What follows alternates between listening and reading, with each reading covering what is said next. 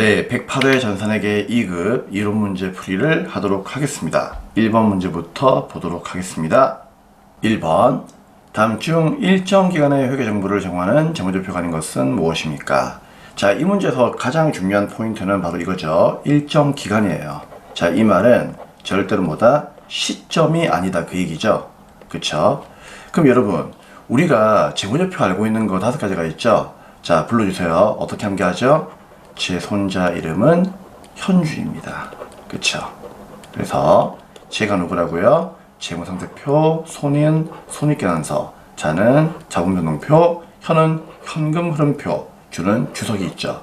그럼 여기서 일정 기간이 아니라 일정 시점에 정보를 제공하는 표가 하나 있었죠. 걔가 누구였습니까? 우리 일정 시점이라고 하면 누구였죠? 항상 재무상태파악이었죠. 3번이 정답입니다. 그래서 현금흐름표나 손익계산서나 자본변동표는 일정 기간의 정보를 제공하는 거기 때문에 자, 일정 시점은 재무상태표, 이거 하나만 기억을 하시면 되겠습니다. 다음은 2번 문제입니다. 다음 중 계정에 잔액 표시가 잘못된 것을 고르시오라고 되어 있는데, 자, 이 문제는 그냥 점수를 주는 거죠. 왜냐하면 여러분, 우리 재무상태표 BS가 있고 손익계산서 IS가 있잖아요. 그러면 이거 그릴 때 항상 BS는 차변에 누가 온다? 자산이 오고 대변에는요 부채와 자본이 오잖아요. 그쵸? 그 다음에 손익계산서는 차변에 비용이 오고 대변에 수익이 온다는 얘기예요. 그러면은 잔액이라고 하는 것은 뭔가 하면은 항상 자기 자리에서 잔액이 난다고 했잖아요. 그쵸? 그러면 금액이 자기 자리에 있으면 되는 거야. 그럼 여러분 봐봐요. 1번에 보시면 바드럼이 있잖아요. 그럼 이 바드럼은 누구예요? 일단은 자산이죠. 미지급금은 부채이잖아요. 그쵸? 자본금은 자본이고, 그 다음에 임대료는 수익이잖아요.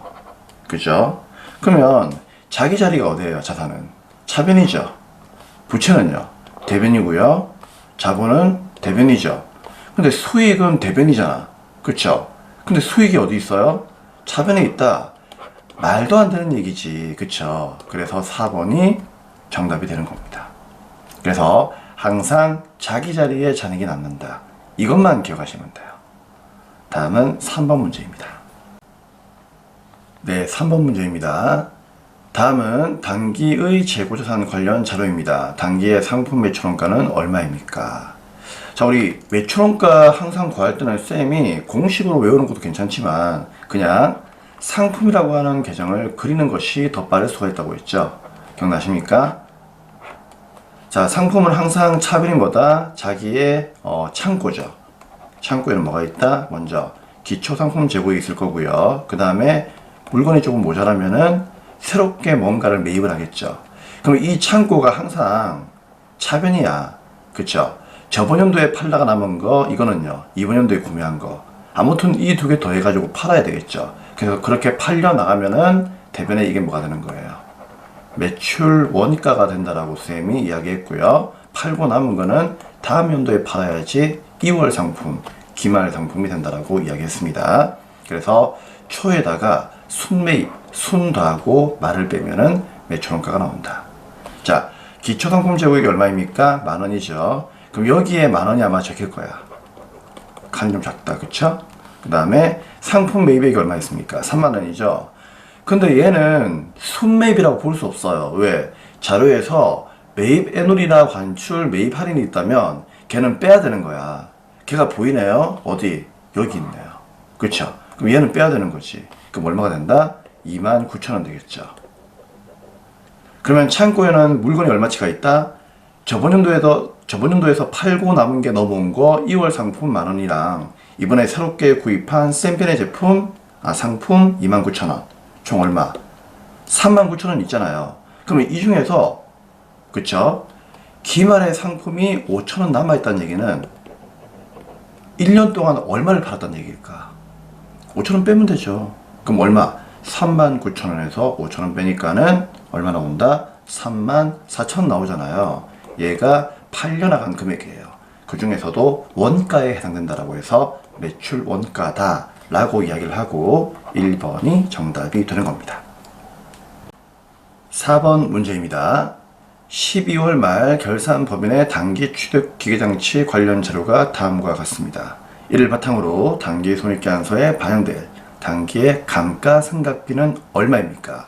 자, 단기의 감가상각비를 구하려면은 분개하시면 돼요. 차변에 감가상각비 얼마, 대변에 감가상각 누계액 얼마. 그럼 이 중에서 누구를요? 감가상각비라고 하는 이 비용이 얼마냐 그 얘기죠. 그러면 자료 봐봐요. 보니까 7월 1일 날에 우리 회사가 이번 연도에 기계를 100만 원에 취득을 했답니다. 여러분, 이 7월 1일 있죠? 얘가 중요해요. 별표. 자, 이 문제 별표. 자, 왜 별표인지는 잠시 후에 얘기를 드릴 거예요. 그 다음, 기계장치 취득 시 즉시 수익적 지출 10만 원이 발생했습니다. 그리고 위 기계장치의 잔존가치는 0이고 내용현수는 5년, 상각방법은 정해법이죠. 단 월할 상각을 하라고 되어 있습니다. 이게 가장 중요한 내용이에요. 쌤이 별표를 친 이유가 얘 때문이에요. 왜냐하면 만약에 얘를 단기에 구입을 하지 않고 전기에 구입을 했다면, 그쵸? 이번 연도에는 1년 동안 썼기 때문에, 즉 12달 동안 썼기 때문에 월할 상각을 할 필요가 없어요. 하지만 취득을 할 그 당시가 만약에 단기라면은요, 그쵸? 이때는 월할 상각을 고려해야 됩니다. 자, 그러면은 정액법 공식이 어떻게 되죠? 불러주세요. 취득원가에서 뭘 빼요? 잔존 가치를 빼는 거죠? 그쵸? 그냥 잔존이라고 할게요. 그럼 나누기 내용연수를 나누는 거잖아요. 그쵸? 그러면 취득원가는 얼마일까? 100만 원이죠. 100만 원. 근데 여기서 위험한 게 하나 있습니다. 수익적 지출이 10만 원 발생했죠. 이거 위험해요. 왜냐하면은, 자, 여러분, 우리 기억나세요? 공부할 때 기본 강의에서 자본적 지출이 있었고, 그 다음 수익적 지출이 있었잖아요. 근데 자본적 지출은 쌤이 어떻게 하라고 했죠? 자산의 원가에다가 포함하라고 했고, 수익적 지출은, 그렇죠, 비용 처리하라고 했잖아요. 이게 기억이 안 나면은 이제 우리는, 그쵸? 서로가 서로에게 이제 그 상처를 주는 거죠. 자, 아무튼 이렇게 두 가지가 있다고 쌤이 얘기를 했다. 그러면 봐봐요. 수익적 지출은 어차피 비용 처리하는 거니까 여기 있는 취득원가에다가 10만 원 더하면 돼, 안 돼? 안 되는 거지. 그쵸? 근데 만약에 이 문제가 수익적 지출이 아니라 자본적 지출이 발생했다 이렇게 나온다면은 취득원가는 얼마이다? 110만 원이 돼야 되는 거예요. 왜? 자본적 지출은 자산의 원가에다가 포함을 해야 되는 거니까. 그쵸? 정말 위험한 문제이지. 그래서 이런 내용들도 여러분들이 꼭 체크를 해야 돼요. 아시겠죠? 자, 잔존가치는 0입니다. 그럼 마이너스 0원.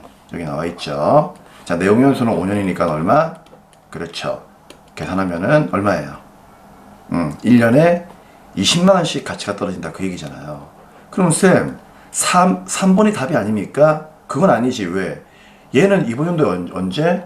7월 달에 구매했잖아. 그쵸? 그러면 7월 달에 구매했으니까 단기에 구입할 때는요, 이게 위험해요. 왜? 1년 12달치를 안 썼잖아요. 1년 12달치를 썼다면은 20만 원이 답이에요. 근데 얘는 7월 달에 구입을 했으니까 다시 밑에다가 20만 원 가지고 또 뭘 해야 된다? 월할 상각 12개월 분에 이걸 해야 되는 거죠. 근데 7월 달에 구입했잖아요. 근데 감가상각비를 구입이 아니고 죄송합니다. 감가상각비를 구할 때는 7월 1일 날에 구입을 하던 7월 5일 날에 구입을 하던 7월 6일 날에 구입을 하던 상관없어요. 일은 빼요. 그냥 월이 중요해요. 7월 달 언제 구입했다 할지라도 무조건 그 7월 달을 포함하면 되는 거예요. 7월부터 12월까지. 그러면 얼마가 나옵니까? 12분의 7, 8, 9, 10, 11, 12. 6개월이죠. 그럼 12분의 6이니까 20만원 곱하기 6 나누기 12 하면은 얼마? 10만원 나오잖아요. 그러니까 6개월치만 썼으니까 절반만 사용한 거지. 그렇기 때문에 감가상각비를 10만원을 정답으로 하시면 되는 겁니다. 아시겠죠? 그럼 당연히 다음 연도부터는 어떻게 된다?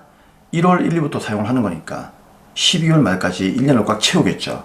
그럼 다음 연도부터는 이제 팔지 않는다면은 무조건 20만 원이 정답이 되는 거죠. 하지만 이번 연도에 구입을 했으니까 1번이 정답이 되는 겁니다. 아시겠죠? 자, 단기에 구입한 유형자산의 감가상각비는 어떻게 구한다? 무조건 월할 생각을 해야 됩니다. 참고로 이거는 좀 지엽적인 내용인데 처분하잖아요. 그러면 처분할 때도 있잖아요.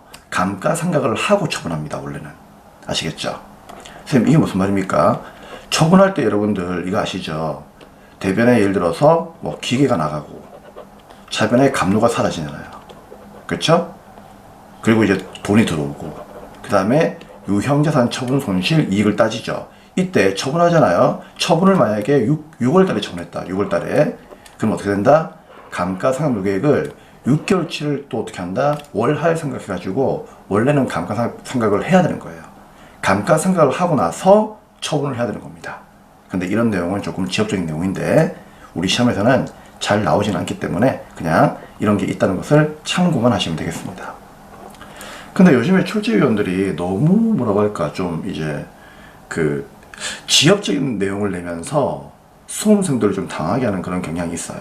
그렇기 때문에 쌤이 한번 언급은 해보았지만 뭐 나온다면 그때 가서 설명해드리고요. 지금은 크게 중요한 건 아니니까 그냥 스킵하시면 되겠습니다. 자, 하지만 단기에 구입한 유형자산의 월할 생각은 절대 잊으시면 안 됩니다. 중요한 내용이에요. 네, 다음은 5번 문제입니다. 다음 자료에서 단기말 재무제표에 계산될 보험료는 얼마입니까? 자, 이때 재무제표는 당연히 손익계 한설 얘기하는 거겠죠. 단, 회계연도는 1월 1일부터 12월 말까지입니다. 자, 먼저 11월 1일 날에 화재보험에 가입을 하고 보험료 60만원만큼을 현금으로 주었습니다. 여러분, 이거 결산 문제죠, 그쵸? 자, 결산 문제인데 일단은 11월 1일 날에 분기부터 해볼게요. 자, 보험 가입했을 때, 그쵸? 그 당시에 예를 들어서 이렇게 보험료 이렇게 분기를 했겠죠. 아무런 말이 없다면은 보험료 분기했을 거예요. 얼마? 60만원. 대변에 뭐다? 현금 주었을 거야. 얼마? 60만원. 자, 그런데 보험기간은 가입 시점부터 1년이며 기간은 월할로 한다. 이외의 보험료는 없는 것으로 가정한다. 그럼 여러분 보세요. 자, 이 보험료가 60만원만큼이 이제 1년치의 이제 보험료란 얘기죠. 그쵸? 근데 과연 이제 이게 단기의 보험료가 다 인정이 될까요? 안 되겠지. 왜? 얘는 1년 12달치의 보험료이지만은 가입은 언제 했다? 11월 1일 날 했으니까 끝난 날이 12월 말일이죠. 그러면 이번 연도에는 11, 12 딱 2개월치만 보험료를 비용으로 인정해야 되겠죠. 그쵸? 그렇기 때문에 60만원 곱하기 12분의 11, 12, 2를 해야 되겠죠. 얼마 나온다? 10만원 나온다는 얘기입니다. 그러면 단기의 정확한 보험료는 얼마이다? 10만원이 정답이 되는 거예요. 이해되겠죠? 그럼 그 당시에 만약에 비용 처리를 했다. 예를 들어서 이렇게 분기했다. 그럼 어떻게 한다? 12월 말 날에는 결산 분기가 이어지겠죠. 어떻게? 보험료를 10만원만 남기고 나머지 얼마? 그렇죠. 50만원만큼은 단기 보험료가 아니잖아. 그쵸? 그래도 50만원이 대변에 사라지면서 얘를 차변에 뭘로 분기해요? 선급 비용으로 분기하는 거잖아요. 그쵸? 이왕 문제 풀면서 쌤이 결산 분기까지 이렇게 한번 보여드리는 겁니다. 자, 아무튼 단기의 보험료는 60에서 50을 뺀다. 그쵸? 그래서 얼마? 10만원이 정답이 되는 겁니다. 결국 50만원만큼은 내년 거니까 얘는 내년에 가서 뭐다? 비용 처리하면 되는 거예요. 그럼 내년에 가면은요, 이제 내년 1월 1일 날은 어떻게 한다? 차변에 이제, 이건 내년입니다. 내년 2024년도가 되겠죠. 차변에 보험료가 사라지면서 50만원, 대변에 선급 비용이 50만원 사라지는 거죠. 결국 나중에는요, 이게 역분기가 되게끔 돼 있어요. 내년에는. 아시겠죠? 자, 아무튼 정답은 2번입니다. 이제 6번 문제 보도록 하겠습니다. 다음은 6번입니다. 다음 중 재무상태표에 표시되는 매입 채무 계정에 해당하는 것으로만 짝지어진 것은 무엇입니까? 여러분, 우리 매출 채권이 있고, 그쵸? 매입 채무가 있어요. 이건 암기를 해야지, 그쵸? 자, 매출 채권은 누가 있어요? 외상, 매출금, 플러스 누구? 바드럼. 그쵸? 매입 채무는요. 매입 채권이 아니지. 매입 채무지. 미안해요. 매입 채무예요. 자, 매입 채무. 자, 외상매입금 플러스 누구였죠? 네, 지급보험입니다. 그쵸? 근데 문제는 매입 채무가 누구냐 물어보고 있으니까 외상매입금하고 지급보험을 답을 하시면 되는 거예요. 정답은 4번이 되겠습니다. 쉬운 거죠? 네. 네, 다음은 7번 문제 보도록 하겠습니다. 자, 다음 중 계정 과목의 분류가 올바른 것은 무엇입니까? 여기 보니까 뭐 자산과 부채만 나와 있다, 그쵸? 그러면 얘는 일단 여러분들이 재무 상태표의 이제 특징을 좀 파악을 해야 되는데 잠시 화면을 보도록 하겠습니다. 자, 쌤이 자산과 부채만 나오다 보니까 자본은 뺐어요. 그러니까 자본은 신경 쓰지 마시고 자산과 부채만 볼게요. 자, 자산과 부채는 둘 다 유동과 비유동으로 나누는 거 알고 있죠. 근데 유동자산은 다시 뭐다? 당좌와 재고, 비유동은 투유, 무기, 투자, 유형, 무형, 기타 비유동 자산으로 나온다고 했습니다. 기억나시죠?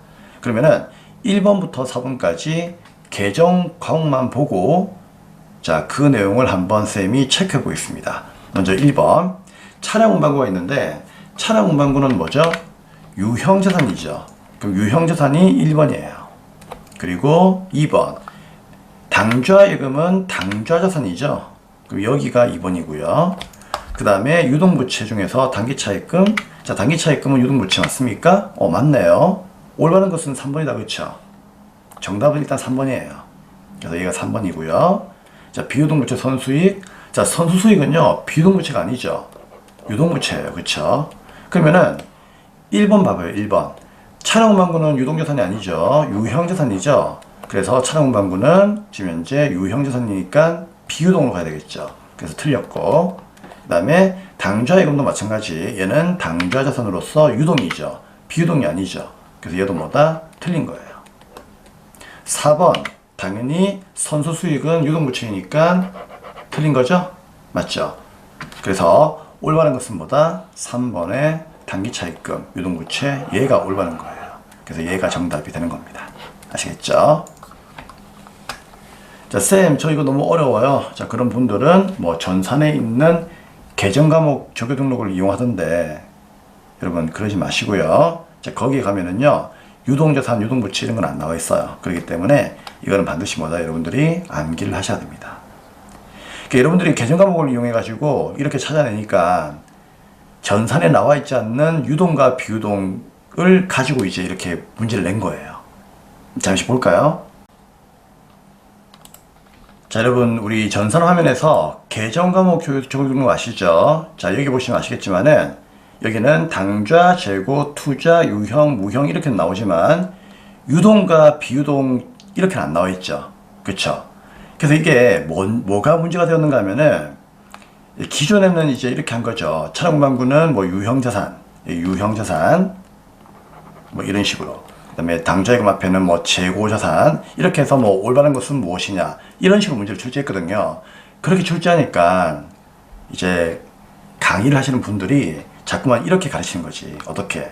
여기에 가서 모르겠으면은 여기에서 F2 눌러가지고 계정 과목을 하나하나 찍어라. 뭐 예를 들어서 기계장치를 찍어라. 그리고 엔터를 치면은 여기에 갈 것이고 요 206번 코드는 유형에 들어온다. 요 사이에 들어오니까 유형이다. 뭐 이런 식으로 이제 골라내는 그런 이제 어떤 스킬이라고 해야 되나? 그런 걸 이제 거의 뭐 남발을 한 거죠. 그러니까 이제 저의 개인적인 뇌피셜인데 출제위원들이 오라 이런 식으로 가르치네. 그래 이렇게 못하게끔 내가 만들어 줄게. 그래가지고 이렇게 낸 것 같아요. 개인적인 그냥 생각이에요. 저 개인적인 생각이에요. 그런 생각을 가지진 않았겠지만은 그렇게 냈다라고 저는 생각을 해요. 자, 개인적인 생각입니다, 여러분. 아시겠죠? 왜냐면은 이제 좀 수험생들이 이런 편법보다는 이해를 하고 좀 암기했으면 좋겠다. 그런 이제 의도가 반영이 되지 않았나 하는 그런 생각이 듭니다. 자, 아무튼 그래서 쌤은 이런 걸 별로 좋아하지 않습니다. 그래서 여러분들 복습 많이 하시면은요, 굳이 이렇게 안 하더라도 여러분들이 그냥 보는 순간 골라낼 수 있는 그런 실력이 꼭 갖춰져야 됩니다. 그래야만 회계 1급을 가던 세무 2급을 가더라도 여러분들이 더욱더 좀 깊이 있는 그런 공부를 할 수가 있다는 얘기죠. 자, 아무튼 저는 이렇게 전산에서 확인하는 것을 별로 좋아하지 않습니다. 꼭 이해하셔가지고 맞출 수 있도록 부탁을 드리겠습니다. 자, 다음 문제 8번 문제 보도록 하겠습니다. 자, 8번 문제 별표. 현금 및 현금성 자산에 포함되지 않는 게 무엇이냐. 이 문제는 시험만 치면 출제가 되는 빈출 문제이죠. 무조건 암기하셔야 됩니다. 자, 그래서 늘 쌤이 암기하라고 보여드리는 표 기억나시죠? 자, 현금 및 현금성 자산. 일단 현금에는 지폐와 주화라고 하는 통화가 있는데 이 통화를 대신해서 사용하는 통화 대용 증권도 현금이 되는 거죠. 그래서 현금은 자, 현금뿐만 아니라 통화 대용 증권도 암기하셔야 되는데 자, 그 중에 가장 대표적으로 많이 나오는 것이 송금수표, 공사치 만기자표, 배당금 영수증, 우편환증서, 자기가수표 등이 많이 나올 수가 있다. 자, 이런 내용들은 쌤이 기본 강의 때 알려드렸기 때문에 기본 교재를 보시면서 여러분들이 꼭 암기해 주셔야 되는 거고요. 그 다음에 현금성 자산은 현금의 성격을 가지고 있는 자산들이죠. 자, 세 가지 정도만 기억하시면 되는데 첫 번째는 당좌예금, 수표를 발행하기 위해서 하는 예금이죠. 그 다음에 보통예금, 그리고 제일 중요한 거 취득 당시죠. 결산이 아니에요. 결산 아닙니다, 여러분. 그래서 취득 당시 만기가 3개월 이내인 금융상품. 자, 이런 것들이 바로 현금성 자산이 되겠습니다. 자, 문제를 보시면 1번과 2번과 4번은 통화 대용 증권이죠. 즉 현금이기 때문에 정답은 3번이 되겠습니다. 자, 당좌 차월은 당좌 예금의 마이너스 통장이죠. 예를 들어서 1억만큼을 우리가 은행에다가 당좌 예금을 했던 얘기죠. 그러면 1억의 범위에서만 수표를 발행할 수가 있는 거예요. 근데 만약에 우리가 급하다 보면은요, 1억을 초과하는 금액으로 수표를 발행할 수도 있어요. 왜냐하면 당좌 수표라고 하는 것은 백지 수표니까 내 마음대로 금액을 적을 수가 있는 거죠. 근데 1억만 있는 상태에서 예를 들어서 1억 2천을 내가 수표를 발행했다. 그럼 이거는 2천만 원만큼 뭐예요? 한마디로 돈이 없는 상태에서 수표를 발행한 거죠. 그쵸? 그럼 이런 경우는 결국 은행한테 돈을 빌린 거예요. 즉 은행에서 마이너스 통장을 끌어쓴 거죠. 끌어쓴 거기 때문에 나중에는 이 2천만 원만큼의 돈을 갚아야 됩니다. 그렇기 때문에 단기차입금으로 여러분들이 분개를 하시면 되는 거죠. 물론 전산에서는 단기차입금으로 분개도 되지만은 당좌 차월이라고 하는 개정 과목이 존재합니다. 그 개정 과목으로 분개도 좋습니다. 문제에서는 당연히 주어지겠죠. 자, 다음은 이제 9번 문제 보도록 하겠습니다.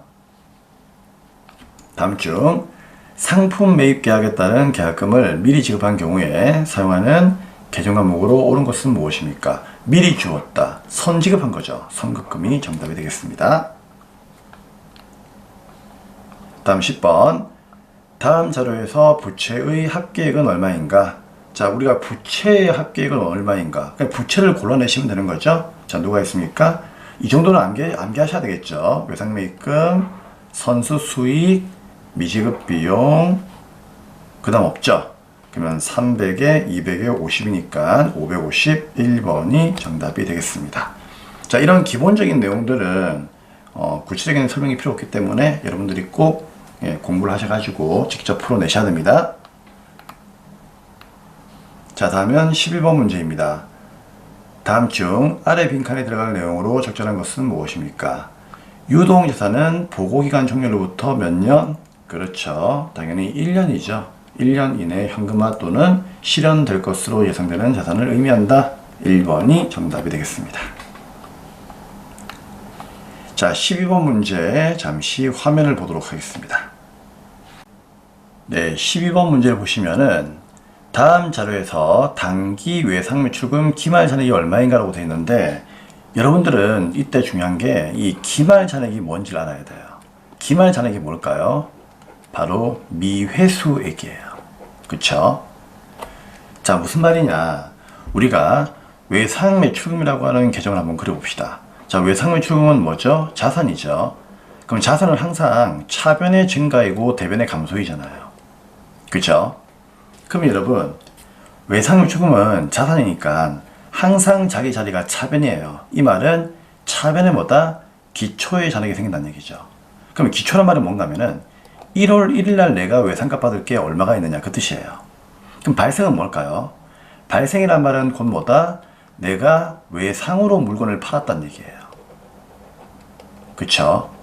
그 외상으로 물건 팔았는데 돈을 안 받았으니까 안 받은 만큼의 외상값이 발생했다는 얘기죠. 그쵸?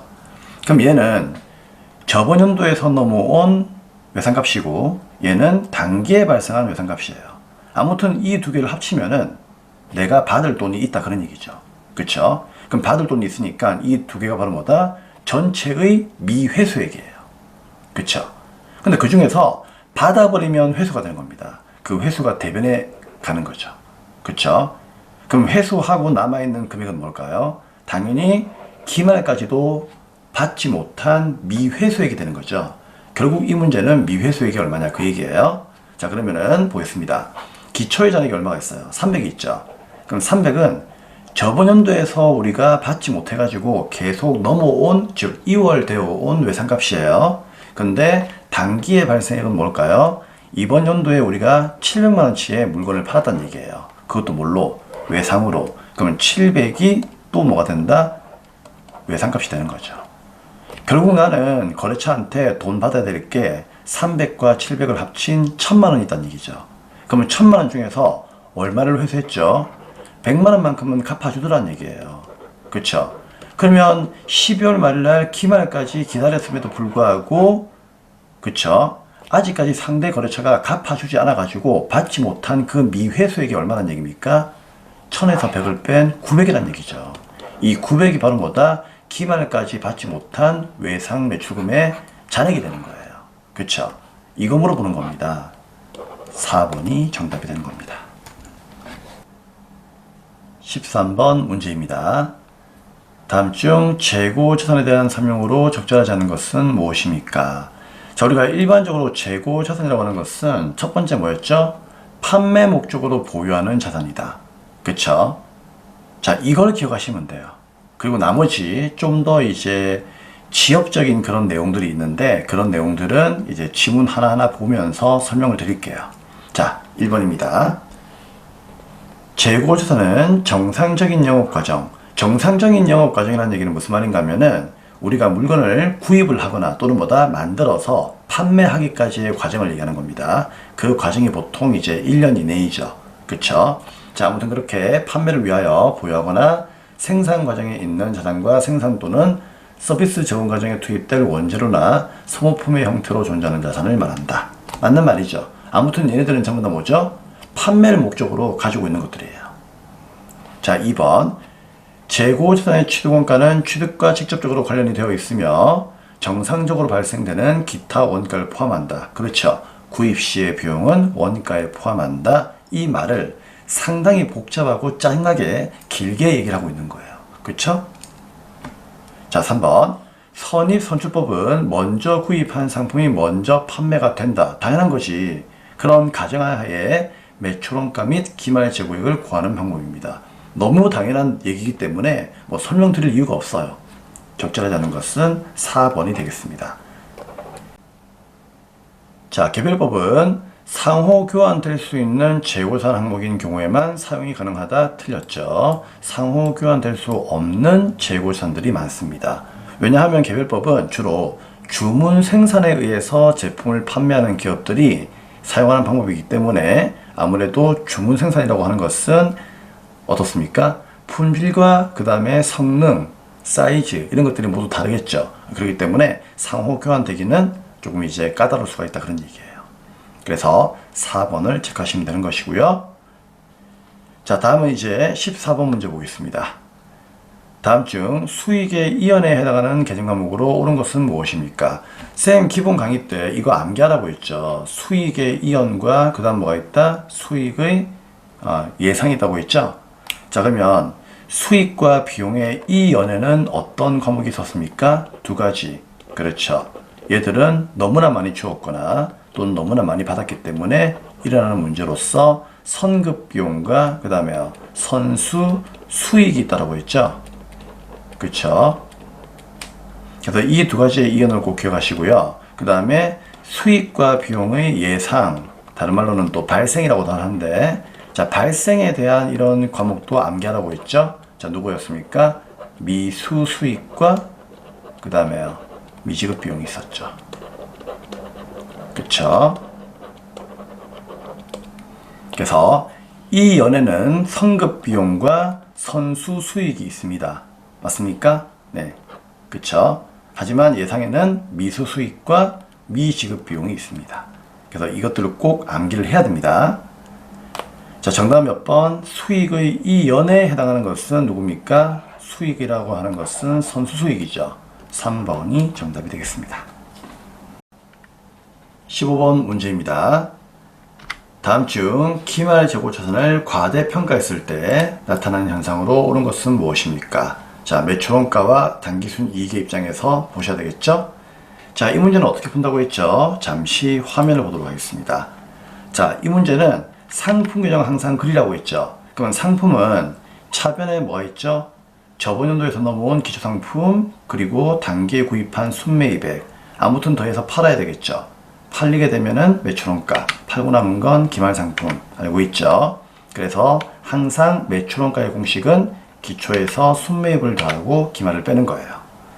그러면 이때 기말을 과대하게 평가했대요. 과대하게. 즉, 이 말은 뭐다? 얘가 올라간다는 얘기죠.